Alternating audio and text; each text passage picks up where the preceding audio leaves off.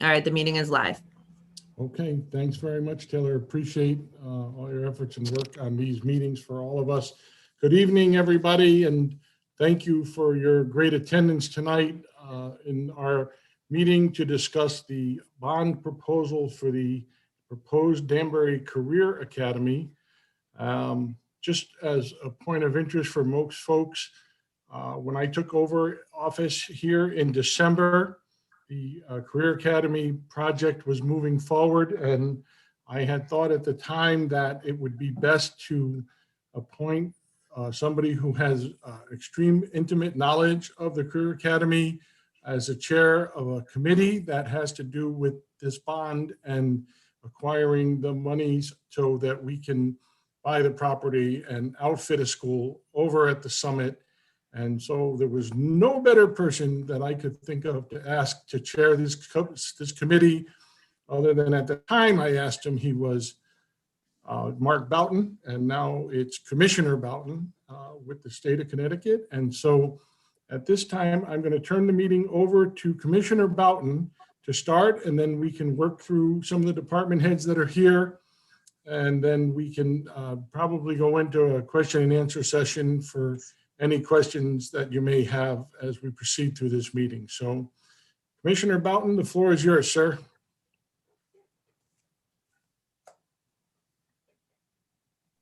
Thanks, Taylor, for unmuting me. Anyways, good to see everybody, and hope everybody's doing well. First of all, Vinny, what is wrong with my hair?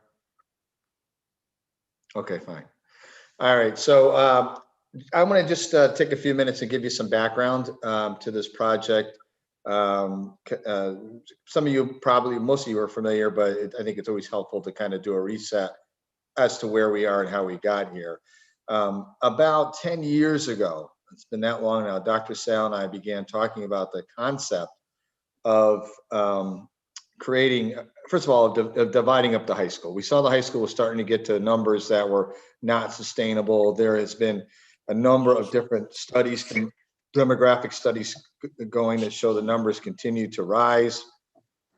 So we knew that, that we didn't think it would be this big of a problem, but we knew we had work to do. And we thought about potentially opening up what is known as a Pathways Academy or Career Academy, a pathway to a career. And we did a little research on it. We did some work on it. And we even, I think at that point, had actually visited when it was the Matrix, the building on the west side, and thought this would be terrific. But as you know, the next demographic study came out and said, look, you're going to have a problem right away at the high school if you don't get on this. So we switched our focus from that to the Freshman Academy as a means to handle the growing population. We did all of that. We've got that project completed. We then set out on really a three-step process to deal with enrollment issues. One was the Freshman Academy. Two was the expansion at Osborne and more pre-K space. And then three would be to circle back to the Career Academy. So that's kind of how we got here. We got serious about 2.5 years ago. We probably have taken at least 7 or 8 trips over to the Career Academy, over to what we know as the Matrix, and now it's called the Summit, to look at the building. We met with both sets of owners. There's a new set there now, but we had been meeting with Glenn, the previous set. Unfortunately, he was tragically killed in a car accident. And so we ended up as our really number one choice, knowing that we needed space on the west side, knowing that land is at a premium, and you really need, probably, and Antonio can probably expand a little bit more on this, you need about 15 to 20 acres to build a whole new building. That's the size space you would need for parking, fields, and everything else. So once we decided that we thought this would be the best spot, we then began working closely with the state, and I have to give an applause to the state delegation for working really hard all summer. We had legislation teed up for last spring, but as you know, COVID hit, nothing really happened up at the General Assembly. They did have a special session in August, and we spent a lot of time working with the speaker at that time, the governor, our delegation, which was 100% on board, getting them to put in this special legislation that we subsequently got approved. That legislation says, Danbury, we like this concept of repurposing industrial buildings. Danbury, we're going to give you 80% reimbursement on this repurposing, but you've got to have all of the legwork done by October 1. So Antonio and I took that along with Dr. Sal, and we began working last fall. Also we had to work our way in amongst COVID, and people weren't always available. It just kind of always dragged things out, not on our side, but really and other pieces of this that we need to get together. And we since have been meeting with the state of Connecticut. Antonio has about every 2 weeks to update them on our progress. In our discussions with the state, they've said to us, guys, we want all the paperwork in September 1. Even though the legislation says October 1, we want to give you a month. If we come back and say, make this little change, that little change, tweak this, tweak that, we want to give you time to do that. So we'd like it a month early. Antonio and I said, no problem, we'll get it done because we know how important this is given the numbers and given the programming. From a academic side, Dr. Sal and I always believed that we didn't want to just, add space. We want to have a program and have the program drive the space because we believe that it helps everybody's property values, and it also helps our children, most importantly, in terms of being able to have a program that is best in class, first in the state. Right before COVID really broke and we banned everybody, we did send a delegation down to Nashville. In fact, I was going to go on that trip, and so was Dr. Sal, but we backed out at the last minute because we saw the COVID numbers going up and we couldn't go. But we did send a delegation there because they have a very similar program. And now I believe, and Dr. Sal can speak to this, but I believe we brought in a consultant who's familiar with the national program and is working with our team to develop the academic side of this. Yes, the director that started the program down there. Mark, good evening, everyone. Hope everybody's okay and had a good holiday season. Mark, yes, we did. We hired the gentleman and the directors that set them up, and they've been working with us intimately, helping us with our vision. Right. Go ahead. Thanks, Sal. So the ed spec, that we call that ed specification, or ed spec for short, that's being worked on concurrently. The other thing we have to do is make some zoning adjustments, and we're working on that concurrently. Sharon's been doing an outstanding job at that. I'm going to have her brief you in a minute on what she's done so far. But just a couple of quick things as it relates to financing. First of all, we wouldn't be here at this meeting if it wasn't for David St. Hilaire and Les and those guys just busting tail in the middle of a budget season, in the middle of COVID, getting all this stuff together for us. And I think we, all of us should be very appreciative for the work that they've done. And Mayor, thank you as well for working as a team here. So we wouldn't be here even if it wasn't for the work that they did, because it's a lot. I've done 19 budgets. I know what they're like. And when you throw on top of that a major bond issuance, it's a lot of work. And it's difficult because we had staff that would come in and out and be isolated or quarantined. We have a not to exceed number of $99 million. I want to be very clear about that. We communicated that to Dr. Sal. Of the $99 million, special legislation calls for 80% of that to be reimbursed to the city of Danbury. How does the reimbursement work? We literally, well, I won't be there, but Antonio literally goes through each renovation or modification and gets it signed off by the state. They then will submit an invoice for the work done, and then the check turnaround time is about 18 months to 2 years. That's about how long. In fact, we're still getting waiting. David can tell you, because we chuckle about it all the time. We're still waiting to be reimbursed to the elementary schools we expanded a while back. Nothing wrong with the paperwork. It's all in order. They're just very, very slow at processing this. So Sharon has made some inroads that she wants to share with you as it relates to the zoning process. I'm going to pitch it over to her, then over to Antonio for a little bit to talk a little bit about his work he's been doing, throw it over to Dr. Sal, and then open up for questions and discussion. And obviously Mayor will drive that. Sharon? Thank you. Hello, everyone. Good evening. So as former Mayor Boughton said, there were some zoning related issues that we needed to overcome. We worked collaboratively with the people at the summit, and that resulted in the SC Ridge Owner LLC, who is the owner of the building, submitting a petition for some zoning amendments that would allow for the school, and so as well as some other specific language if a school is constructed and it is owned and operated by the city of Danbury. So that is in process right now. The Planning Commission will review the required referral under the statutes next week, and the scheduled public hearing at the Zoning Commission is May 11th. I do have a report that I'll be getting out this week. If anybody is interested in it, obviously I can send it out, to anybody. I could just give it to Taylor and she can send it to the counter Jean, and you can send it out to everybody, which is my staff report on the petition and the amendments that are proposed. So that's basically the zoning part in a nutshell. But this would Okay. allow, if I could just say, this would allow 3 pods to be utilized for the school as it is being proposed. And I just want to emphasize, Sharon was very clear that it has to be used for a City of Danbury owned public school. Otherwise, it doesn't meet the zoning requirements. Is that correct? Well, actually, that's not correct. So sorry, one of the amendments is to allow a secondary school. The zoning regulations already allow kindergarten and elementary schools. Right. It did not allow a secondary school. So that's one of the changes proposed. So, and the other changes have to do with impacting the number of required, the minimum number of required dwelling units. But that and some square footage calculations are very specific only to a public school. So Okay, it would allow. that's what I meant. Yeah, yeah. So it would allow a secondary school in a P&D, but Right, if you're in a retrofit building and under some other circumstances, there's some exclusions if it's a city-owned school, not a private school, because that's a different scenario.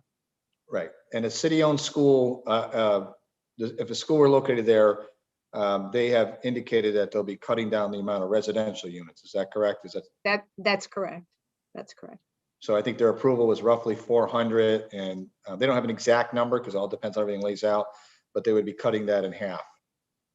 So it'd be less residential and more commercial / public use. The minimum number as proposed in the zoning regulations is 175. Right. So there would still be that mix, which is what you want at a P&D. You want a mix of uses. That's what it's designed to do. So the minimum number of dwelling units required in a P&D in a retrofit building, so one big building being multiple uses, was reduced, but only from 250 units to 175, but only if it's a school that's owned and operated by the City of Danbury, because there is a public benefit to providing a public school versus if you wanted to build a private school, you'd still have to build the 250 units because that's a different, that doesn't provide the same level of public benefit, obviously. And Okay. if I could just interrupt, Sharon, could you just, for the benefit of the council, just describe a P&D zone? Just so people get the concept of what it is that's happening there.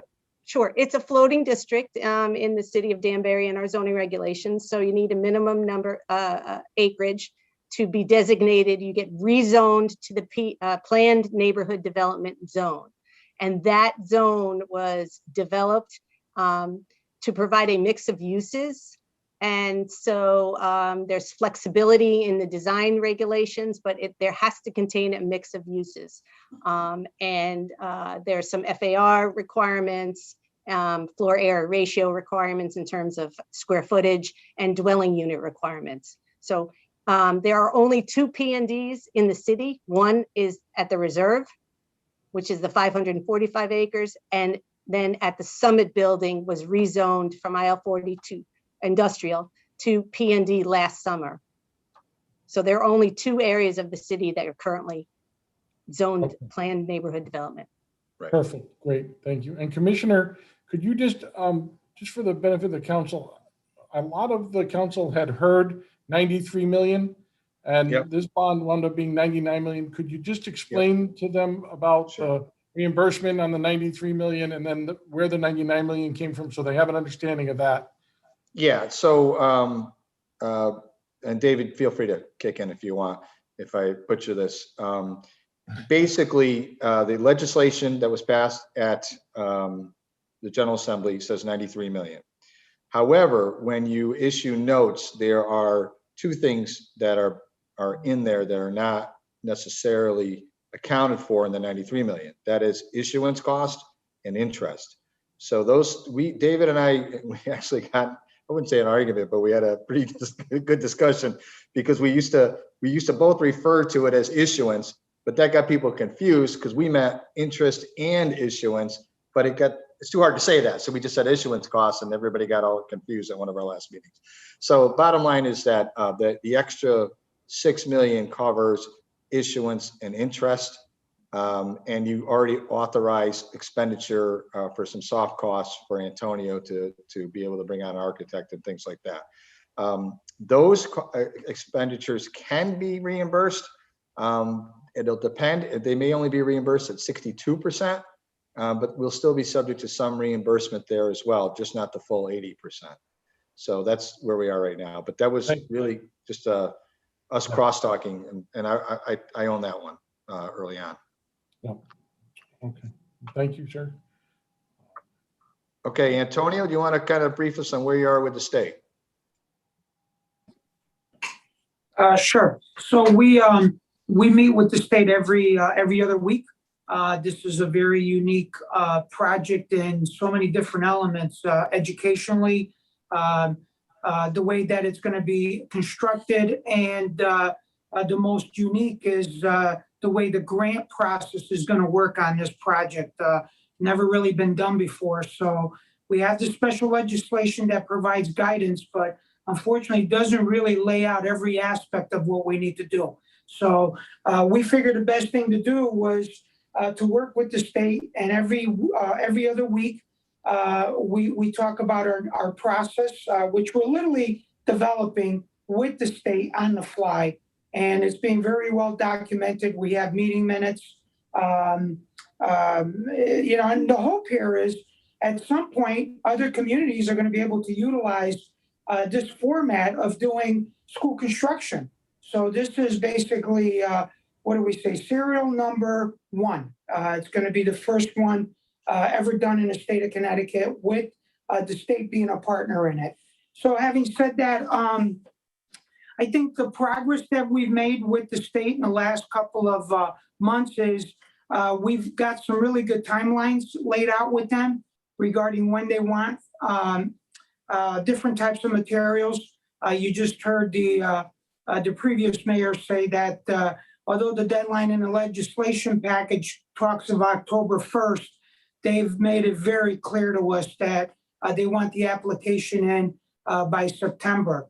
So it was for that reason that it was so critical the other night that the Common Council voted on allowing me to have a little bit of that money so I can go out and actually secure all of the required professionals I need and investigate the building adequately enough to be able to hit those very tight deadlines. So I want to thank you guys for doing that. Right now, as we stand, we took a couple of very critical steps moving forward. On March 31st, though some of you may actually know this, the Board of Education Facility Subcommittee spent quite a bit of time debating the preliminary ed specs, which are a very critical part of the application. And the Board of Education, we were on a call. We went through the entire vision, and the vision was incredibly well received with the Board of Education Facility Subcommittee. In the end of the meeting, they voted to not only endorse the draft, but also endorse the academic program that the draft ed specs represent. So that was a huge movement forward, and the Board of Education is working with us to finalize those ed specs. The ed specs basically becomes the core of the application. Everything that we do is justified by those ed specs. So very, very important thing to be done, and to be done early in the process. The other thing that we were able to accomplish with the state last Thursday, after working with them for several months now, they actually approved a final draft of the RFP that we're going to be submitting out and going out to public for a bunch of architects to submit on.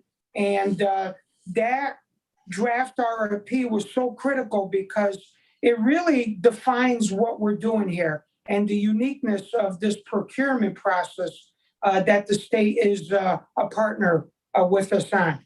We will be doing what's called a design-build process of delivery for this school.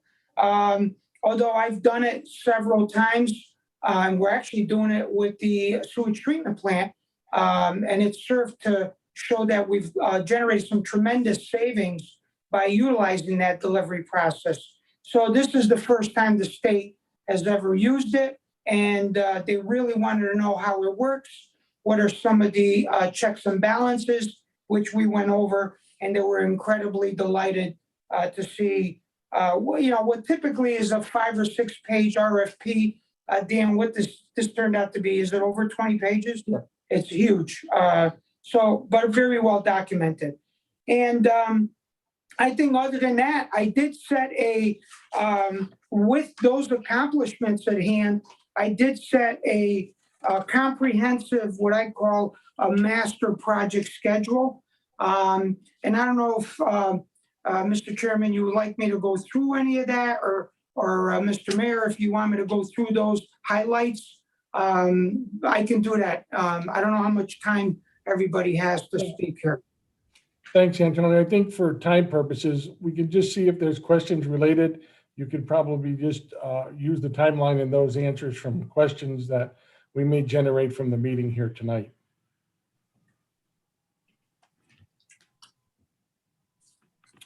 Okay.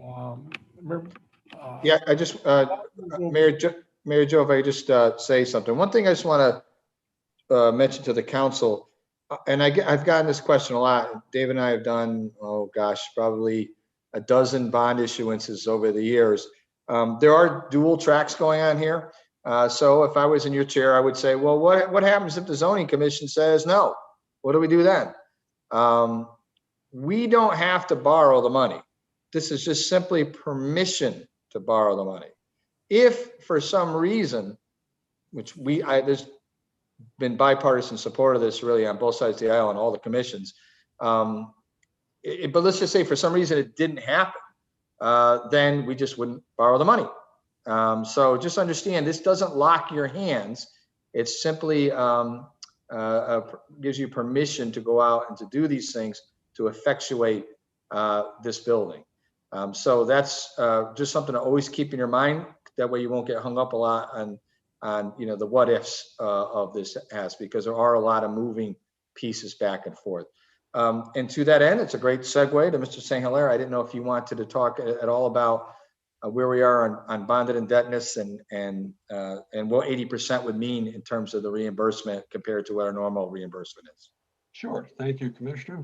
And Taylor, if you'd like to share the screen or allow me to share the screen, I'll be happy to do that. Or can I? Okay, you got. Yeah, I'm working on it. Working on it. All right.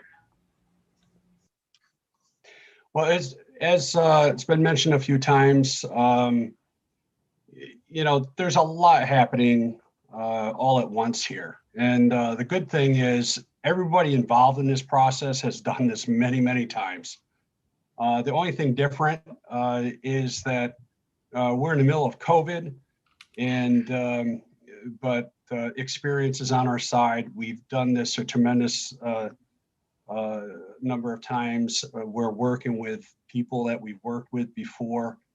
And we do have a lot of certainty in this process, and the fact that the state has already said, get this done by October 1st, although they really mean September 1st, you'll get 80% reimbursement.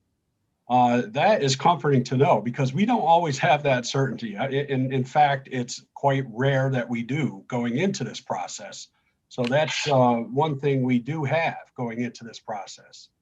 The other thing is, thankfully, with the council's approval, we've given Antonio some, I guess, a little bit of leeway right now, so he can put together a comprehensive application with your approval the other night of that 1.75 million.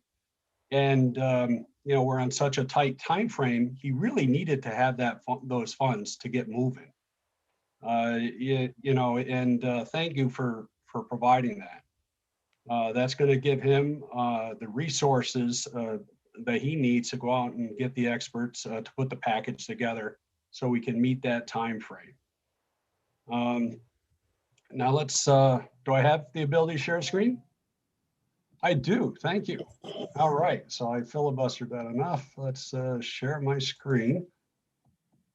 And let me see if I can clear some of this stuff off.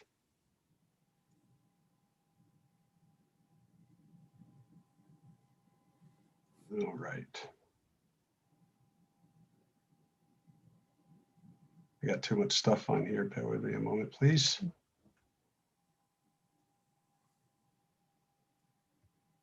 All right. Can you all see my screen? Yes. Okay, can you see the city seal? Yep. Yep. Okay, great. All right, I'm going to go through this real quick. Most of this is, I'll blow it up so you can see it a little bit better. You can also blow it up on your screen.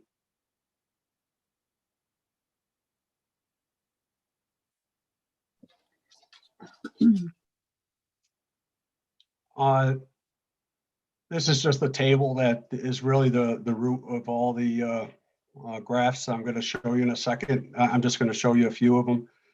But this assumes that we're going to continue to issue $3 million a year for the next 10 years.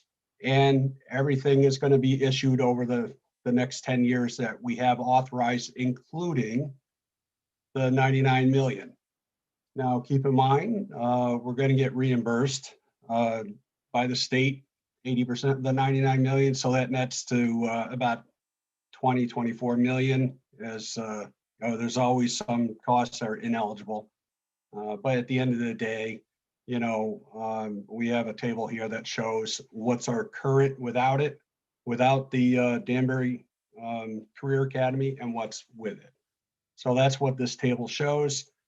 And really, our projected annual debt service peaks out in fiscal year 27 for both with the Danbury Career Academy and without. So the only difference is that in fiscal year 27, it's going to be higher with the Danbury Career Academy than without, but we're still going to peak out at that point.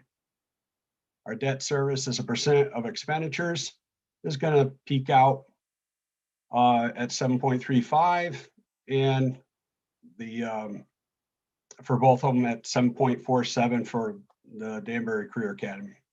So as you can see, it's just a little bit higher in that year, but then it stays a little bit higher for a few years after, because we're not actually issuing the debt associated with this authorization until a few years out.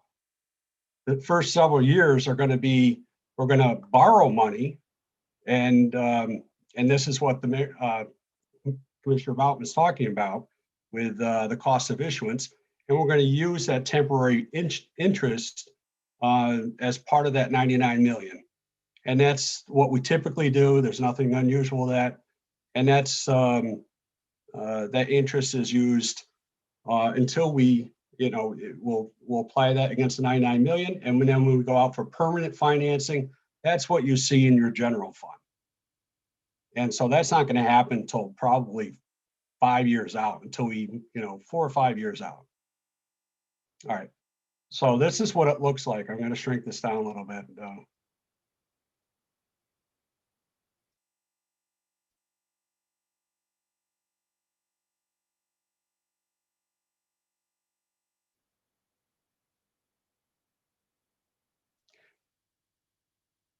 This is what you see in the budget typically.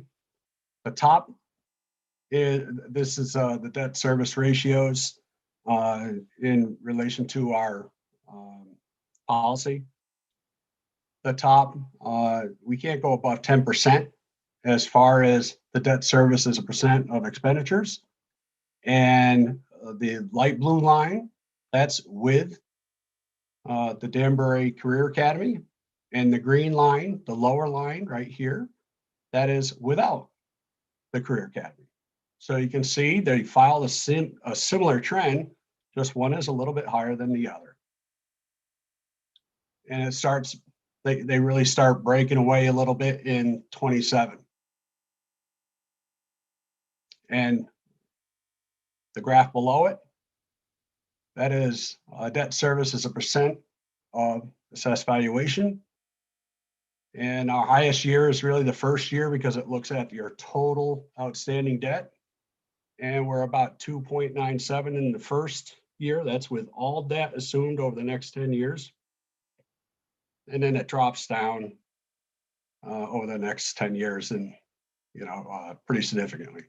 Again, we'll issue debt as we roll off debt. And right now we're about $12 million of debt rolling off each year. The impact to the mill rate, right now, our debt service is about 2.35 mils. And this lower line, that's what it currently would reflect based upon our current mill rate. And this is what it would be. The higher one is based upon with the Danbury Career Academy. Any questions? I have a question, Your Honor. Can you hear me? I can hear you. You can Sorry, proceed. Mr. St. Clair. Yes. Go ahead, John. Thanks. Through the chair to Mr. St. Clair. Just a quick question, probably a dumb question, but I assume that projected table there with the that's the interest rate. Is that going to be a fixed rate?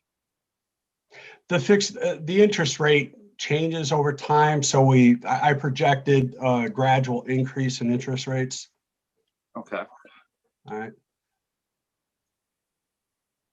So it's, obviously I can't really assume that the interest rates are always going to stay as low as they are today.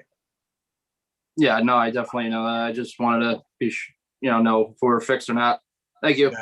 Yeah. And nor can I mean, I did assume certain things like we're always going to issue $3 million. Although I technically don't have authorization on future budgets. So that's why this is all in, this assumption is all in. Because obviously you have to approve that in every year going forward. Yes, But I assume that you could, or you would. So that if we look at the next 10 years, that's an extra $30 million assumed into here. Yep. So. Great. Thanks for the info. Yeah. So we try to be as, from a, if you would, like a worst case scenario. All right. And but we try to be realistic and, it's believe me, everything could be worse. The interest rates could shoot way up, but we try to be as realistic and practical as possible here. This is what the outstanding debt would look like going forward over. That shouldn't be snap. Could I ask, Sure, Mr. Levy? through the chair, what percentage of this debt is schools? Well, right now it's not a whole lot, but going forward, obviously with what we did with the 23 million, assuming we're going to use all that up, and keep in mind, part of this 99 million, there's 2.4 of it is being used for from the SNAP bond. So 299 minus the 2.4, so you're down to what, 96.6 is actually new authorization. So, I assumed all of it would be, used in one form or another, less the reimbursement rate from the state. That makes sense? You all set, Mr. Levy? Yeah, I'm all set. Okay. I'm gonna stop sharing unless there's any other questions. Okay. I can't see everybody, so if you have a question, just. I couldn't see anybody, so all I could see is my screen. Okay. Your Honor, I don't know where I am here on this thing, but go ahead, Paul. Want to go to Dr. Sal? Oh, Commissioner? yeah, good point. Paul, give us 1 second. Dr. Sal, do you want to add anything? okay, Mr. Chairman, actually, I had a, I think Paul's trying. He had a bad connection. Oh, Shit. still, I don't think- go ahead. Yeah, Paul, you're frozen. if, Paul, if you could text me, or if anybody wants to text me, then I can read it out loud. Can you hear me? Yeah, we're having a little, can you guys hear me or not? Yeah, you're all garbled, No, Paul. okay. I'm gonna reboot. Nope, that's clear. You're clear now. Okay, I got a very bad internet. No, you're frozen. but- Okay, I'll figure something out. Your Honor, can I ask a quick question if I may? Sure, while Paul's getting rebooted up. Yes, go to yes, Mr. that'd be Chairman. great. I can just want to follow up on some things I've written down. Again, through the chair, to the commissioner, to you, Your Honor. It was mentioned that the city will own the 3 pods. What about the land underneath it? Is there going to be a fee that we have to pay for the land? So generally, we're still in negotiations on this, but I'll give you a general sense of how it will work. Remember, if we can't come to terms, if the people who own the building say, oh, we want all 99 million just for the 3 pods, we're going to walk, right? I mean, we're not going to do it. But if we don't have permission, then we have no money to be, or even the potential for getting money to be able to negotiate. So that's where that's coming from. But essentially, the 3 pods will be condominiumized and will be owned by, in fee simple by the city, just like you would buy a condo that you would live in. There is a portion of land that we are purchasing the development rights, similar to what we've done. If you remember, Ben, when we acquired Don Taylor's farm, we Yes. paid for the development rights. Mhm. Actually, we still owe him another payment if he decides to move out. But in this case, we won't. It'll be one fee for the development rights to that land so that we can add in a gymnasium, which is a requirement of the school. So there'll be a walkway there, and Antonio has it laid out. So we'll have the development rights to one piece of land, and then we will own the 3 pods in fee simple. There will be some form of common charges, as there is now. Those common charges will pay for exterior work, plowing, shoveling the sidewalk, stuff that's typically done by janitorial staff or custodial staff. General maintenance work, that'll all be delineated in the condominium documents. And again, just to follow up, Your Honor.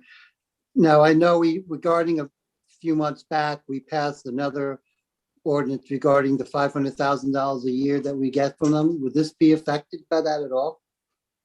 Well, I told them no. They're not Right, I happy with remember me. that. I Yes. still say no. It'll be a function of negotiation, I'm sure, but they're going to argue that, hey, look, we're losing significant amount of units here. It's not fair to charge us the same amount of money and then add an escalator on top of it. And at this point, my job really is to get this to a vote. Once it gets to a vote, I'm going to back away, but I'll certainly be kibitzing with Antonio because there's so much historical knowledge there, to remember, because we've had discussions about this when I was mayor and I told him no. So I would just tell Joe to say no as well, but Joe's his own man and he'll do whatever he needs to do. Right. So, but really, we're going to kind of hold the line on that, to be honest. Yeah, I do remember that, when we had that discussion. One more follow-up to Dr. Sal. Is it possible to give us just an overview of the building itself, the interior, number of classrooms? Is it going to be a theater or things of that nature within the building? We would have to look at the ed specs. That's what we are going through right now. There are some, the gymnasium is something that we're looking to have a conversion of it when we construct it so it could be used for multiple reasons. There are also as we're going through here, there are common areas that the mayor just talked about that we would have access to, that we could utilize that. But at this point, we're not looking to replicate the high school at all. We can't do that. This is for all of us that know, we have ACE and then we have the high school, but it's one school district, one high school. This will be one high school. You'll leave a high school diploma from Danbury High School, and you'll be attending both schools, which would allow all of the youngsters to have access to all of the comprehensiveness of Danbury High School, the theaters, the fields, the athletics, all of the clubs. So no, we could never replicate those things with this school. It is different. If I could just spend a minute, if you don't mind, we're really at the precipice of a wonderful opportunity for Danbury. And I don't say this in great humility. We have been looking for ways to make strong connections with our youngsters. And we know through the freshman school and through the early college program, and through those things, allowing students to connect to teachers and programs of interest, that's really created some positive academic growth. So when we were looking at what we're going to do next, as the mayor talked about, we were looking at something that's going to really make a difference in education. I think when this comes to fruition, you'll have a lighthouse school district nationally. They'll want to come and see what Danbury is putting together. It's going to be a focused academy. It's not going to just be the summit. The vision here is that it will start at the summit. You know, we do have a middle school crisis, so there'll be a mini school. There'll be a middle school there, and then it'll be the secondary school. But the key here is that there'll be 2 academies there, but ultimately in 8 to 9 years, there'll probably be about 5 or 6 academies that'll exist between Danbury High School and the Summit. Those are based what we've learned from different research. We're doing I call it market research on the labor market and looking at the skills that are necessary that the community and the state are looking at. So currently we're looking at ways to create internships, apprenticeships, even as students focus into deciding where they want to go to college. The first 2 academies, I just wish I could go there, is the Academy of Science and Innovation and Medicine, the Academy of Enterprise and Economics. And they're based on what we've been seeing in business, industry, engineering, robotics, all of those will come there. The beauty of this that I just feel so excited about is that all kids will have access. One thing we've been doing in Danbury is if you're interested, you need to work at it. We're going to give you the opportunity. So we can see youngsters come into this based on their interest. Yes, their preparation, but more interest. And it'll be all kids. We see that as they enter into this, the kids will not be pigeonholed into anything, but they'd have the ability to experience a focused curriculum while they do other things if they want to move on to a 4-year college, 2-year college, or the world of work. All the time, building on what we all built on the freshman school, trying to keep these as small academies, making connections with our teachers, making connections with our youngsters and with our parents. We looked at the college data. Seniors, as seniors get into college, they change their majors 2 or 3 times. Can be expensive. There's a lot of courses that aren't used. Sometimes it impacts graduation. We think this focus will permit kids to think about, I want to do this or I don't want to do this. So as they leave us, and if they decide to do post-high school studies, they're more likely to matriculate in 4 years and graduate, or go into the world of work in an area. We had people who wanted to become doctors, nurses. They get in the lab, they see the blood, they're not interested. Well, they'll have the ability to move to another academy.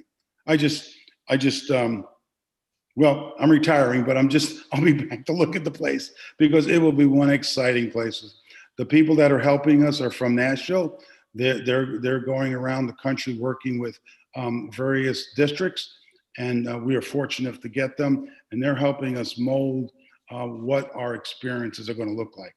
And the summit, as you know, what interests us was the internship options through industry that's already there that can help us in terms of providing those experiences for our kids. So I'm just ecstatic that the town is moving in this direction for our kids. That does sounds very exciting. Very exciting. And Mark, you want to come back and teach? We're going to team teach. Me and you, Benji. There you go. Thank you, Your Honor. I yield the floor. Okay. Thank you. Denise. Mayor? Well, Mr. Molinaro, you have the floor, sir. Yes, I just have a question for Dr. Sal. Not that he's going to be here, but what staff are we looking at for this project? Internally, or are we looking externally? Well, we've always built on what we have. We have one of the things that we found, Ms. Mulliner, is that teachers are teaching in areas that they majored in college, and they've been teaching the same thing for year after year, that when they're getting into the field, let's say if it's science technology, that they have a high interest, there's a remotivation of these individual teachers. And we're hoping that enthusiasm will continue. We'll have our own people, obviously, but we will have to go outside and get certain folks in robotics, engineering, and mathematics, and certainly that'll happen. But we're growing as well. So, I think when we grow, we'll grow with that in mind. We look for different kind of certifications so the person can do multiple things. So we'll use our own staff as best we can. And then we would have to, if we have to expand, we will expand staff. How will the students be picked for this? Well, I think they'll pick themselves, right? One thing that we've done, if you look at AIS or our West Side Academy, it's based on interest in lottery, to go there. That's why when we looked at the high school, for example, if everybody enters into high school as a freshman, they all go to Danbury High School. And in there, part of our thinking is that youngsters be exposed to the various academies and interests they may have through their interest surveys. Based on that, then they can apply for the academy in their sophomore, junior, and senior year. If someone wants to make a change, then you'd have to look at that. But certainly these academies, you got to make them financially feasible. So you look for clusters in order to be able to handle, 4 or 5 teachers, for example, maybe that's 130 kids of a cluster. You can't put in 150 kids because now it starts to get expensive.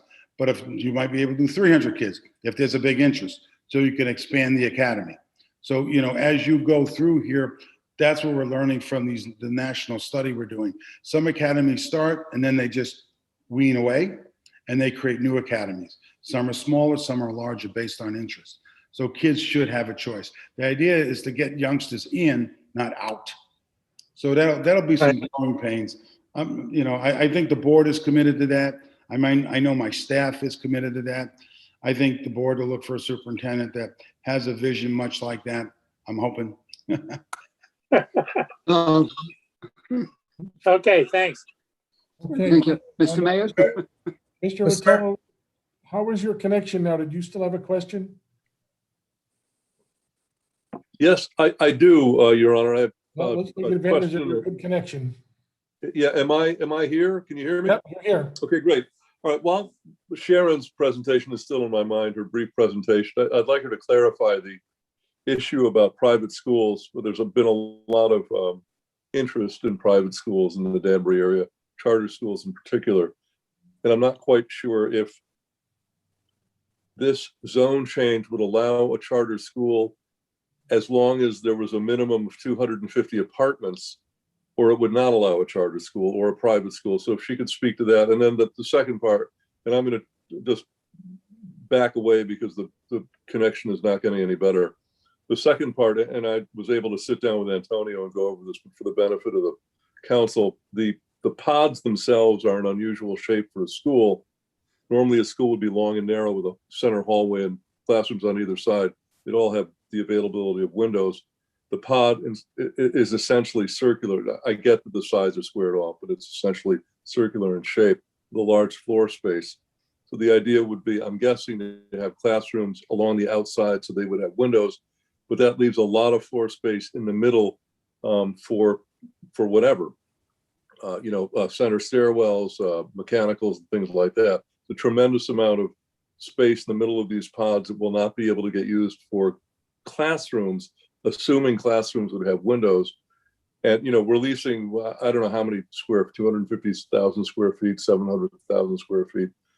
How much would be devoted for, and I don't need a specific number, but Antonio could speak to this.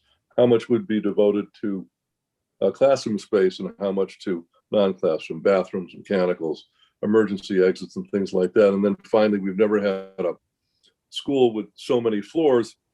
Worst case scenario, it's something like Park Avenue where I went, you could open a window and lower a child out on the first floor. We're not going to be able to do this with this building. Are we looking at exterior fire escapes and things like that? Thanks, Your Honor. So Sharon, about the We'll go to non-public Sharon school, first. right, and the floor plans. Sharon, Thank for you. the first part of your question, and then Okay, I'll go to Antonio for the second part. So Sharon, thank you. Okay, no problem. The simple answer to your question is yes, it would allow a private school in a P&D, in a straight P&D, as we call them, without being in a retrofit scenario, as well as in a retrofit scenario. What happens is, and that would require, a private school would still require a minimum in either of those cases of 250 dwelling units. You only get the reduction in the dwelling units in the retrofit scenario if the school is owned and operated by the city of Danbury. Gotcha. then That as- was my assumption as well. Okay, thanks for clarifying. Yeah, okay. Let's go to Antonio for We the have one second more. part of your question. Antonio. Just as a follow-up to what Paul just asked. So typically, there's a state formula for how much space the state will reimburse you. We've done a preliminary review of all three pods based on the population that we're looking to put in, and we're well under it. And Paul, usually for design purposes, we always figure just under 30% of a space will end up being used for circulation, stair towers, mechanical, bathrooms, and other type of common areas in a building, and it's specifically related to schools. And we'll see that here. Yes, yes, we should see right around the 30%, might be a little less than that. And then egress, fire escapes, internal, external, both? So, no external. We're not in New York City. I think Sharon would actually like that too much. But no, this is, all emergency egress will be facilitated by stair towers, much like you will see in a high-rise building. There's going to be an oversized elevator in two of the larger pods. So all of those critical egress requirements, which are code-driven, and we've already looked at them, will be fully facilitated within the guts of the building. Okay, great. Thank you. Thank you both, Your Honor, Mr. Mayor Cavo? Mayor, no? Go ahead, Bob. Mayor Cabo says, go ahead. Okay, I've talked to the mayor and he said it's a turnkey operation. You got a waiver, and that will be that the day that this goes through, that it'd be ready to go. That my understanding is the only thing that wouldn't be included, desks would be included and stuff like that, but the thing is, staff does not come under this. I was wondering just what the projection is for the extra needed staff for this. Okay, my understanding is, and I want to see if I have this right, that a turnkey operation means that you'll have all the physical stuff inside that you need to start. But the thing is, the big question is, okay, you're going to have to fund the staff, whatever the extra requirements are. Am I correct on this? And if so, what the projection is? So let me. What the projection is? Let me send the turnkey operation question to Antonio first, and then I'll send the staff question off to Dr. Sal. All right, thank you. Antonio? Yeah, thank you. Yeah, Bob, this would be a turnkey operation. The investment that will be coming out of the bond is a capital investment and will end up being the renovation, the purchase, the building renovations, the addition, the desks, the chairs, the computers. Operations are not supported. Operational costs cannot be supported through the grant process that we are putting an application in for. Yep, that's totally separate. But it will be a complete school. When we open the doors, kids can come in. You can have an educational day the minute we turn the doors open. Okay, thanks, Antonio. And then to Dr. Sal, as far as the. Okay, so as you open the door, you're going to have staff. Yes, yes. Bob knows that. So, yeah, it's going to be, we've been talking about that. We have like a 3-year projection. I think, Bob, much as we did with the AIS school, with the West Side, we probably will phase in. The only thing for us is that we are facing enrollment issues. So, we have the middle school, which is, as we grow there, we could bring teachers over, depending on the cluster, the number. I think it's only 350 students in terms of at the middle school. So we could phase that in very possibly. And the academy, if we have to go one academy at a time, that's what we have to do. Our vision is, as we've been growing, we're trying to add staff. As we add staff in areas of science, mathematics, you've been reading the paper about our robotics and about our teams that are doing. So we have qualified staff. So, we'd have to transfer some folks over as we build on it. That's the best I can tell you, but we do have some numbers projecting out. The enrollment alone, we should be adding 7 or 8 teachers at the high school each year until we get there. That's if we can do those accommodations. And we're very mindful of how we're hiring folks. So that's what we're working on. It'll be an expense, there's no doubt. But if we could plan a little bit better and just go slow to go fast, then that's what we'll have to do. And then, of course, if there are grants, that's another helpful. Mr. Tabersack, did that answer your questions? Well, okay, there's a lot of ifs, a lot of. Yeah, there are a lot of ifs. I know it's a projection and all, but it would seem to me that there will be additional staff because, again, you're moving kids from one school to another. So the numbers don't always come of how many kids in that class don't always work out 100% that you maximize. Right. Okay, all right, yeah.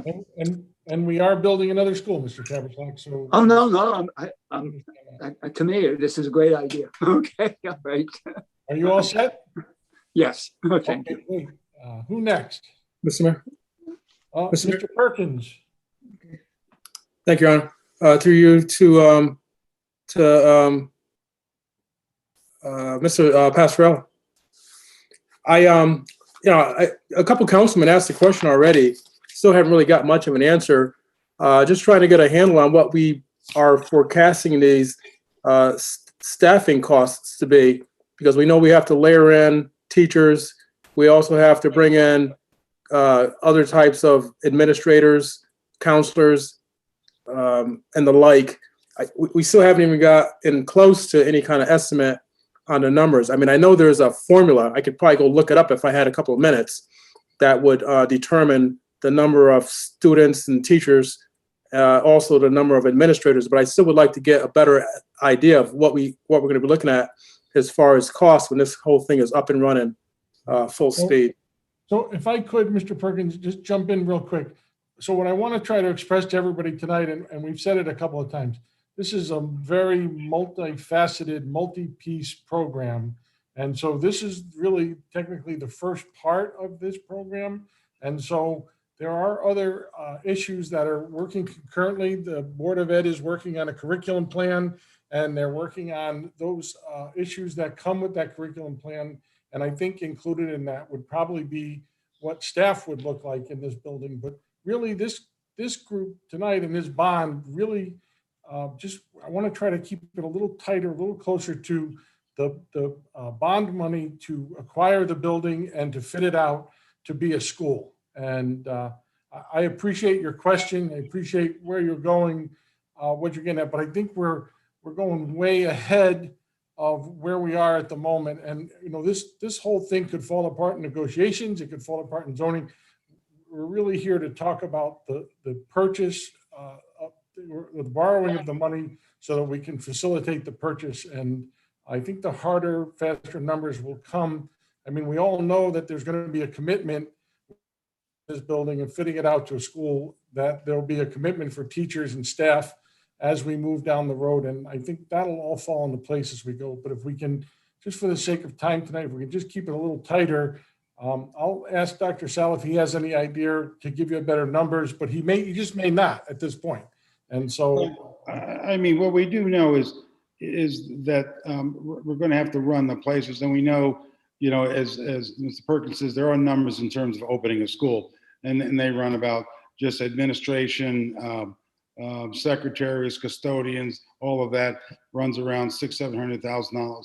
It's really what we're trying to hone in on, Mr. Perkins, is if we are able to, for example, do the curriculum work early, get the furniture early, do those things as we move through, that helps defray the opening just to the staff. And the staff would be specialized. You know, they would be by academy, and those academies, you know, would be depending on the nature of them.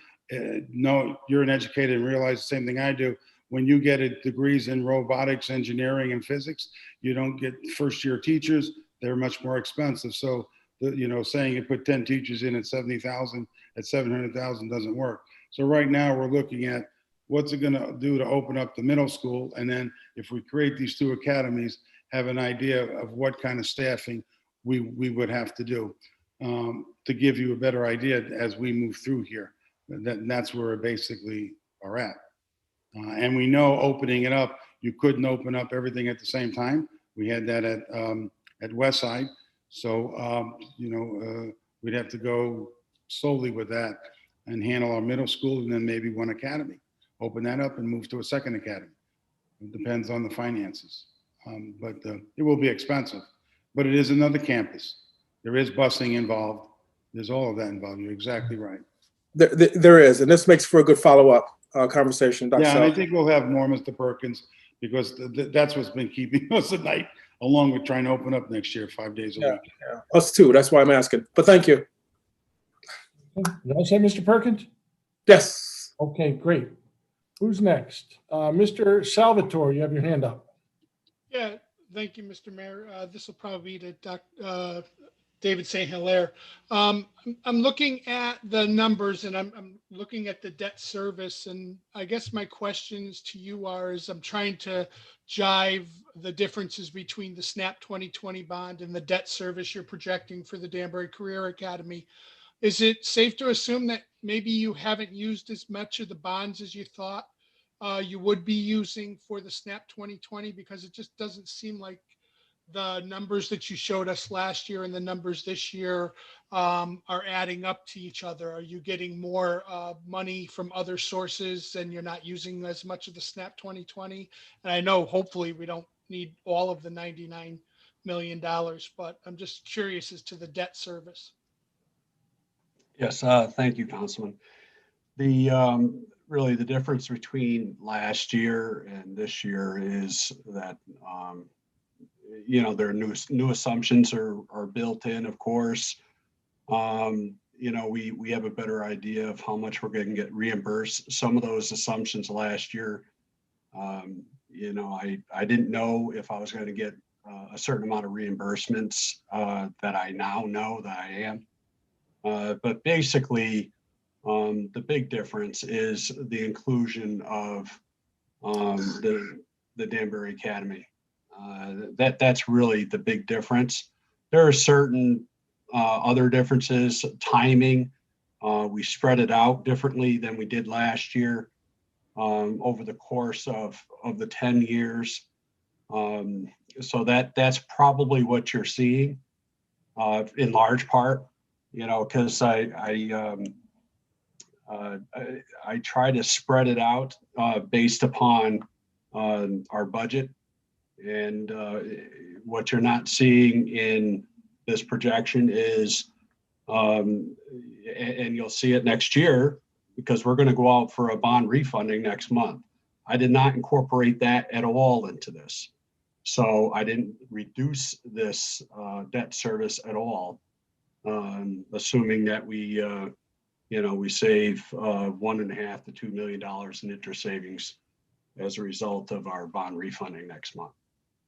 So, you know, things like that do occur, but that's why you see changes from one year to the next. Oh, thank you. I yield the floor. Thank you, Mr. Mayor. Thank you, Mr. Salvatore. Mr. Palma.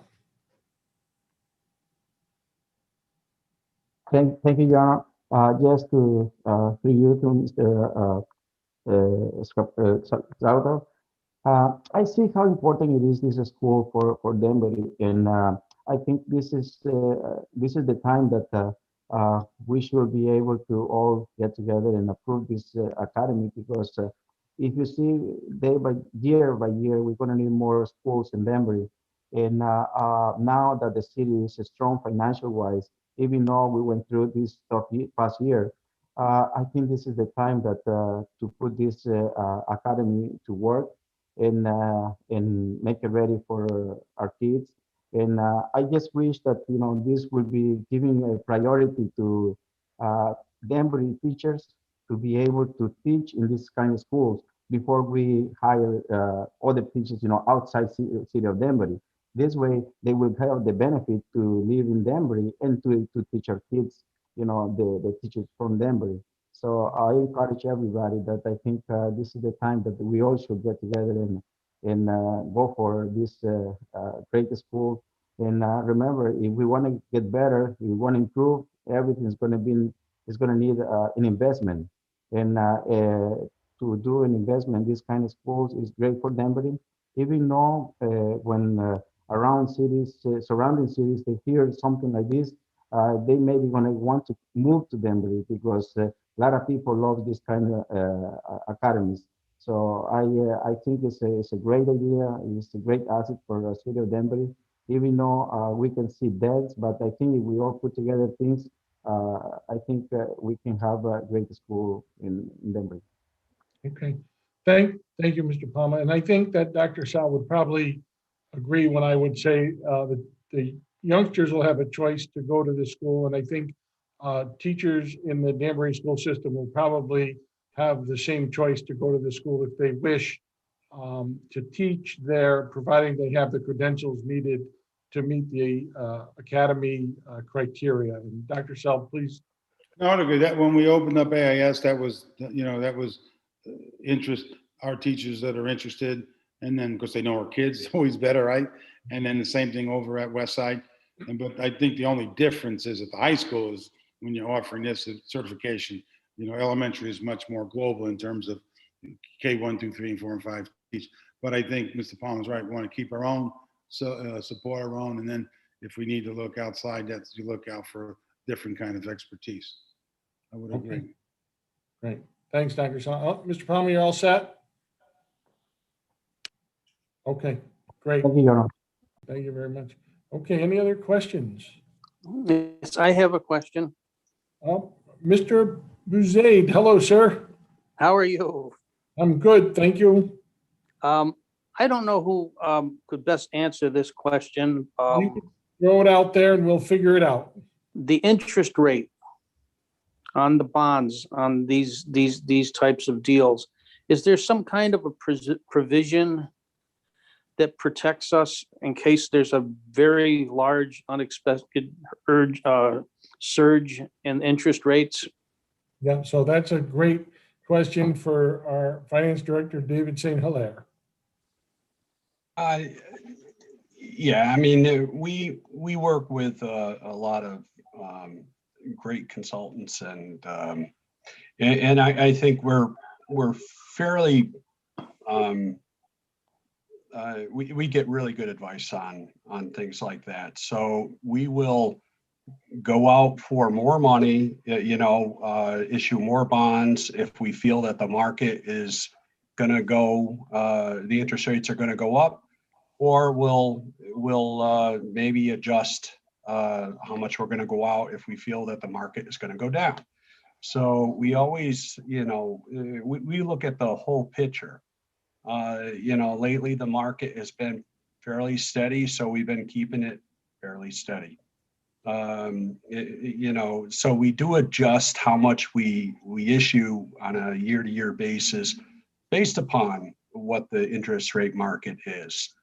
And so, we're going to be doing 2 issuances this year, most likely, because the chances of issuing related to this authorization won't come in time for our typical July issue. So Antonio and I and the mayor have already discussed this, that likely we'll have a need to go out in the fall for not only, if this is approved, go out for this and for the wastewater treatment plant, because we'll be, chances are he'll be ready to, he'll have a need for more cash at that point too.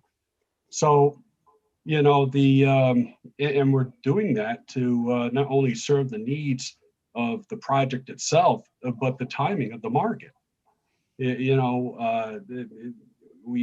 That gives us the certainty we need. And those bonds are locked in for a number of years. So it's not like they're variable rate bonds. These are fixed rate bonds. And, and so keep that in mind too. The other side of that is, as I mentioned previously, when these bonds do become callable, we look at the interest rate market and we see if we can refund them to get additional interest rate savings.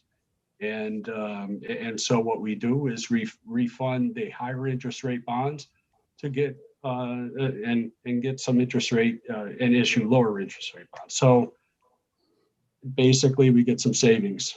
We reissue the bonds at a lower rate. Okay, so basically these bonds, they're fairly well locked in for. Oh yeah. The practical for the life of the bond. Yeah, and we could go 10 years or 20 years. We also look at that too. As you may recall, last year we went out for 10-year bonds because the amount of savings that we realized by going 10 years was significant as opposed to going 20 years. And we've done that for the last couple of years. And there was just a very noticeable difference between the two. And depending on what the rates are on the 10 or 20 years, it makes a difference. So that's how we control our debt service. That's how we control how much interest we're paying, and that's how we manage our risk to the when we are issuing our debt too. That's comforting to know. Okay, you all set, Mr. Thank you. Brazil? Yes, thank you. Okay, thank you, Mr. St. Hilaire. Any other questions? Mr. Chairman? Yep, Mr. DiGilio. Thank you. Through you to Director St. Hilaire. So the charts and the financial side of it, which is obviously the major capital expenditure and how we're paying for that is through debt service. So that's the first stage of this. And I think I just want to confirm kind of some of my observations on it and some of my notes that, you put the 10-year projection out there, you base things that were falling off and maturing, and then a constant of the 3 million per year being added as typical budget funding, layered on top with the SNAP 2020 ramp up and the, of course, projected career academy ramp up. I just want to make sure my interpretation is correct. Over those 10 years, there's a little bit of change, but for all practical purposes, it's relatively flat when you look at the grand scheme of things. And I look at that as a real important point, that it shows the strength in our bonding ability, our bonding forecast, and how we're managing these things. Because to take on approximately $24-25 billion in additional bonds and ultimately have the debt service obligation of the city remain relatively flat. Anything unforeseen, we're going to be a little more flexible and nimble to handle as things come up, and really have a strong, a sense of financial management to back that up. So I mean, that's how I interpret it. I just wanted to put it out there to make sure that that's correct. Yeah, you're spot on, Councilman. The big takeaway, and that's why we show it in a few different ways, so you can see the consistency there. Really, it's the first year, and that takes in the full effect of all the authorizations. And then when you start paying down, and the growth of the grand list, and in combination with the growth of the budget, those are all working in your favor. And then, of course, probably in a few years, when you decide that, all right, we need to go out for another bond issue, then you'll be within your policy limits that you can go out and do that. But you see a fairly consistent pattern here that we have it fairly well under control. And it's there's a lot of moving parts, and I think a few other council members have mentioned that too. And it takes a lot of attentiveness to keep this in check, and that's why we do tightly manage it, and we actively review it to ensure that we maintain that discipline each and every time it's done on a very frequent basis, not just annually, because we do work with our advisors, and we make sure that when there are opportunities for things such as refundings or to accelerate payments, to realize savings in another way, we take advantage of those things. And that's worked very well for the city of Danbury. It reflects well from the rating agencies because your pay down is much quicker, and they really appreciate seeing that we're committed to that. But it also stabilizes your debt. For example, with the refunding that we have coming up, we're going to apply that savings over the next few years because we see a peak coming over the next few years. So we're going to try to offset some of that, incremental growth over the next few years with those savings, and that's how we minimize the budgetary impact. And Commissioner Boughton, realize that because we've done these refundings many times, and that's worked very well throughout the budgets over the very long period of time that we've done this. And as I mentioned the other night, David, in my budget address, the refundings that we've done since 2010 have realized a $6.6 million savings to taxpayers. And so it does work very well. And As a follow-up, Mr. Mayor, and then Mr. DiGiulio, proceed. Just as a follow-up, I think too, one thing that should just be noted, and this is just a comment I have, is that, at the end of the day, we're talking about 6th grade to 12th grade, 1,100 plus or minus students, another 1,400, Joe.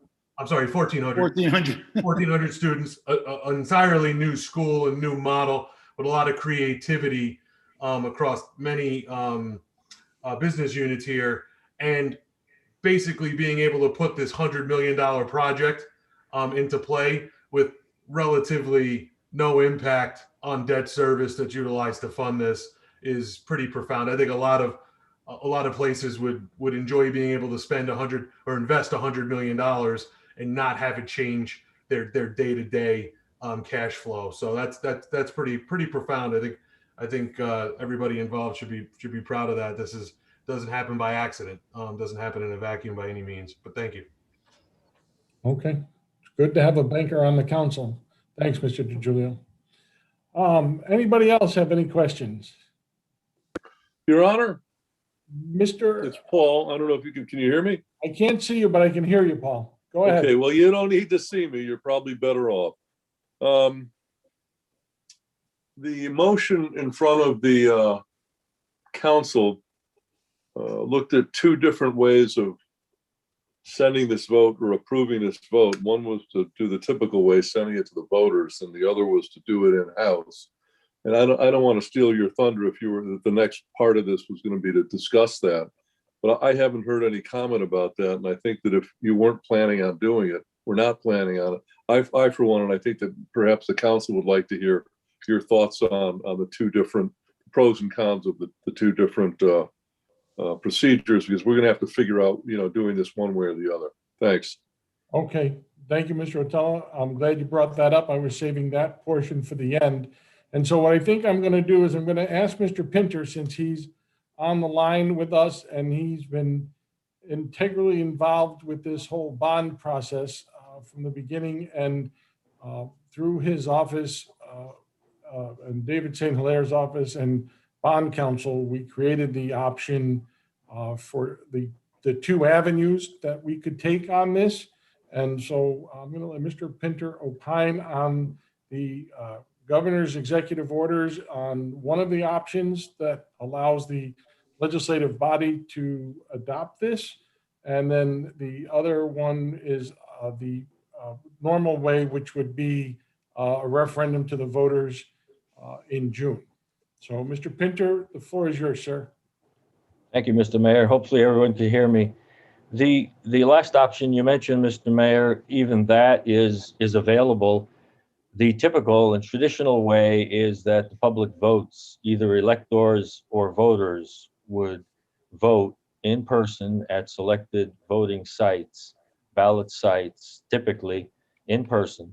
This year, that process is also, for obvious COVID-related reasons, modified to allow for other optional voting methods. It includes remote voting, it includes hybrid, it includes some in person. It depends on the situation and the COVID restrictions that the local health director and others have determined to exist. But let's call that option A, which is the presentation of the proposed bond authorization, ordinance and resolution and borrowing authority to the voters under either a traditional in-person, which is not really recommended right now under present circumstances, but some of the other methods, hybrid or remote voting, could occur under that scenario.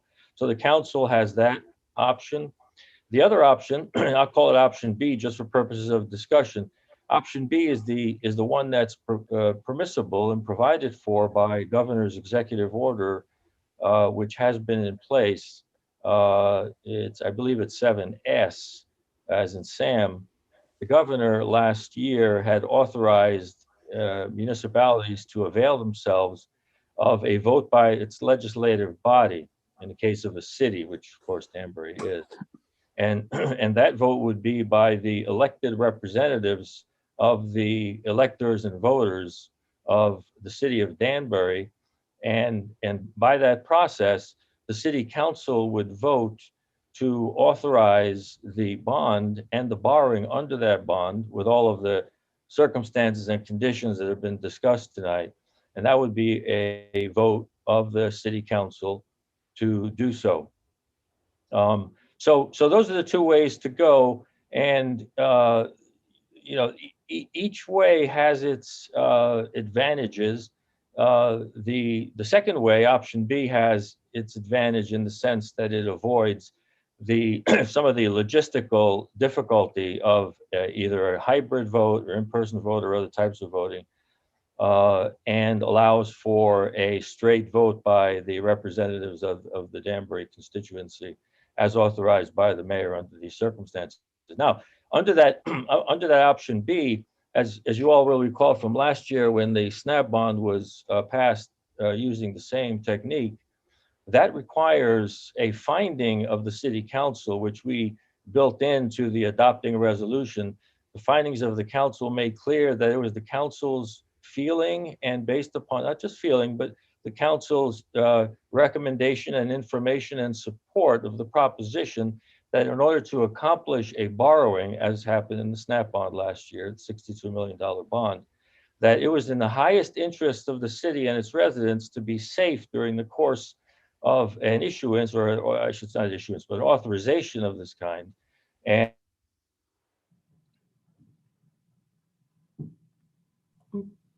He froze over here. I don't know about you guys. Mr. Pinto, you're froze up. Joe, when he unfreezes, could you ask him if that requires a 2/3 or a simple majority? I don't remember from last year. It's a simple majority, Paul. Okay, thanks. All right. Yep. And so, Paul, did you get enough of an answer? Because I don't know. He doesn't look like he's coming Yeah, back. I'm good. It's something the council's going to have to work out, but I'm good on that. Thanks. All right, good. And so we'll have some further conversation about that out of this bond committee meeting workshop. And we'll have some more conversation about those options, sometime this week. And, as plans come together. So we'll answer that for you then. Okey doke. Thanks, Your Honor. Any other questions by anybody?